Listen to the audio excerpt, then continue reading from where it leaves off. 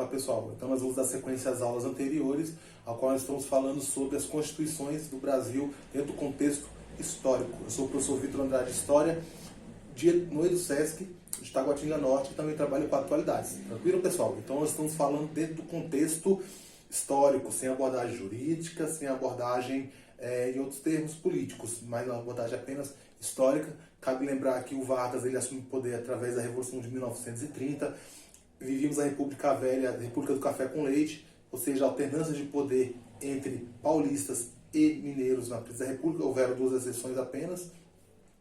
Então, na eleição de 1930, o presidente do país era o Washington Luiz, que apesar dele ser carioca, ele foi eleito pelo Partido Republicano Paulista. Então, nesse ano, deveria assumir um mineiro pela alternância, pelo acordo político entre eles. E os paulistas, eles quebram esse acordo e lançam o Júlio Prestes para a presidência da República. Eles criam, então, a Aliança Liberal e lançam o Getúlio Vargas, o gaúcho Getúlio Vargas, e João Pessoa, paraibano, para dar uma ligação entre sul e nordeste do país e também para mostrar que eles não eram favoráveis à eleição de Júlio Prestes, porque houve a ruptura do processo da política do café com leite. O Júlio Prestes vence as eleições, mas a Revolução de 30 feita pelo Vargas, ele acaba assumindo o poder político do país. Tá bom? Isso é só para a gente entender a Constituição de 1934, porque que o Vargas assinou essa Constituição de 1934. Então, essa Constituição de 34 teve características bastante interessantes no sentido político-social, claro. O voto secreto, tinha aquele voto do cabresto, que era um voto muito confuso, um voto muito direcionado. Então, ele coloca na Constituição o voto secreto. O voto feminino é muito importante, né, para tirar essa característica machista, bem interessante, muito liberal para a época. Legislação trabalhista, né, com previdência social, com aposentadoria, as regras de direito aos trabalhadores, jornada de trabalho de 8 horas, salário mínimo, muito importante, férias, né, autonomia aos sindicatos, e ao mesmo tempo ele cooptava, ele trazia os dirigentes sindicais para próximo do governo para evitar qualquer tipo de noção contrária ao governo, ao Estado.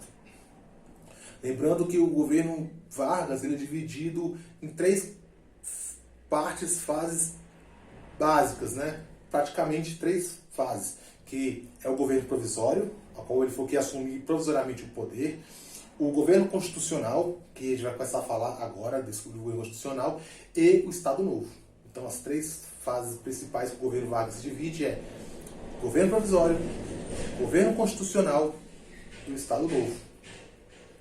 Defendia a manutenção e a segurança das riquezas nacionais, criou a justiça eleitoral para o processo eleitoral ser mais honesto possível, obrigação da empresa de manter 2/3 dos trabalhadores brasileiros, extinguiu o cargo de vice-presidente da República, né, até para mostrar que ele queria controlar o Estado com as mãos de aço. Né.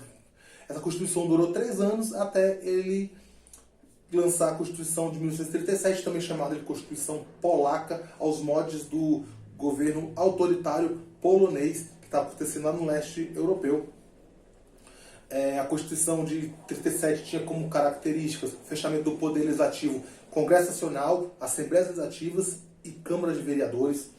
Poder Judiciário subordinado ao Executivo, então não tinha o lance da tripartição do poder ou os poderes sem harmônicos independentes entre si, como já vimos em outras aulas. Não. O Poder Judiciário ele estava subordinado ao Poder Executivo.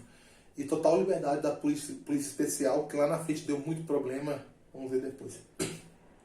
O DIP, que era o Departamento de Imprensa e Propaganda, né, que tudo que fosse ser publicado deveria passar pelo crivo do governo, do Estado.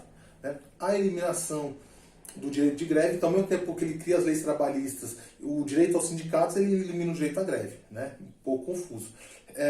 Reintroduziu a pena de morte, a Constituição atual prevê apenas em caso de morte, né, então não é assunto para a gente discutir, mas o Vargas ele introduziu a pena de morte e os estados seriam governados por interventores. Né. Em 39 ele instituiu a Justiça do Trabalho, em 40 o salário mínimo, 43 ele criou a CLT, Consolidação das Leis do Trabalho, que são muito importantes, são direitos, deveres e garantias dos trabalhadores perante aos seus empregadores. tá bom, pessoal? A Justiça do Trabalho, ela foi criada até mesmo porque em 30 lá já tinha o Ministério do Trabalho, então a Justiça do Trabalho, com a forma do Judiciário, dele estarem assegurando os trabalhadores seus direitos, seus deveres, suas garantias, e também o empregador que se sentir lesado dentro desse contexto também, de a recorrer. Tá? O Vargas ele vai no governo provisório, depois constitucional, em seguida o Estado Novo, que vai até 1945, quando assume então o Dutra, né? O Vargas ele se torna senador e os comunistas levaram 10% das cadeiras nessa eleição, que ele, em 37, ele garantiu que teria eleição 8 anos depois, em 1945. Ele não pôde concorrer, não permitiram o Vargas concorrer, ele vai ao Senado, os comunistas são cassados, é eleito o Dutra, e o Dutra ele também manteve a Constituição de 1946, que teve algumas garantias interessantes da Constituição de 46. Por exemplo, os direitos democráticos restabelecidos que foram retirados em 37, a igualdade de brasileiros, a liberdade de manifestação de ideias e opiniões. Isso é democracia, gente. Garantiu liberdade de formação de sindicatos, de associações, desde que não seja para fins ilícitos, né? Determinou a liberdade de culto religioso, crença, posicionamento político e filosófico. Isso nas atualidades, nos dias atuais, é muito importante, pessoal. Direito de falar, direito de defesa, direito político, direito de crença. Isso é atualidade. A gente precisa estar atento a isso para a gente não ter nossos direitos lesados, né? Estabeleceu, então, qualquer cidadão acusado tivesse direito à defesa, que ninguém podia ser obrigado a fazer que não fosse em determinado momento pela lei. Estabeleceu que a casa é asilo inviolável do indivíduo, só pode entrar nela em caso de mandato judicial, flagrante de delito, calamidade pública, né? Que as correspondências também não podem ser violadas, viu? É crime abrir correspondências, né? O Brasil só pode ser preso em flagrante com direito ao habeas corpus, a gente falou na Revolução Inglesa, nos vídeos anteriores. Muito importante. E o direito à propriedade privada. Então, essas são as características marcantes. Claro, advogados, né, os bacharéis, os operadores do direito encontram outras características, acionam de outra maneira, abordam de outra forma. Eu estou abordando dentro do contexto histórico de atualidades, né? E algo muito importante que ele faz, ele garantiu no artigo 4º a transferência da capital da República para o centro do país. Isso a gente vai ver nas aulas de JK, isso a gente viu nas aulas sobre Brasília. Então isso foi fundamental para o governo Juscelino Kubitschek, que veio posterior. Tá bom, pessoal? Então esse o PROD Estude Mais, essa Constituição de 46, teremos as próximas constituições que falaremos nas aulas posteriores. Espero que vocês possam assistir as aulas em casa, né? E isso vai passar e logo logo a gente vai se encontrar. Temos fé, fazer exercícios e a gente se encontra, pessoal.